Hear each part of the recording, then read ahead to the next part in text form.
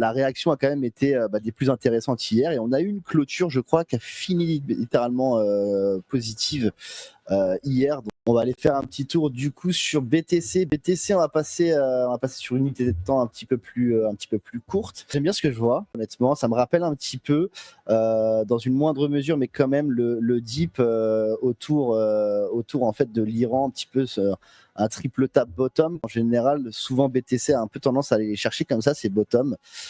C'est-à-dire un premier bottom, puis on va le chercher en liquidité, puis un troisième, et des fois souvent plus haut que le deuxième. Et là, on part parce qu'en fait, ici, tout le monde se dit, ok, oh my god, c'est fini, on va finir, on va aller faire des nouveaux plus bas. La réaction a quand même été des plus intéressantes hier et on a eu une clôture, je crois, qui a fini littéralement positive hier. Donc ça, c'est Elle est belle cette mèche.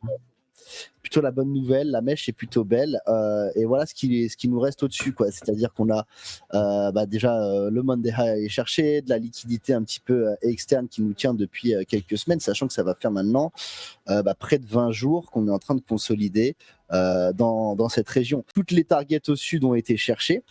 Alors, à savoir quand même qu'il nous reste un gap CME dans ces environs-là qui est pour l'instant toujours ouvert.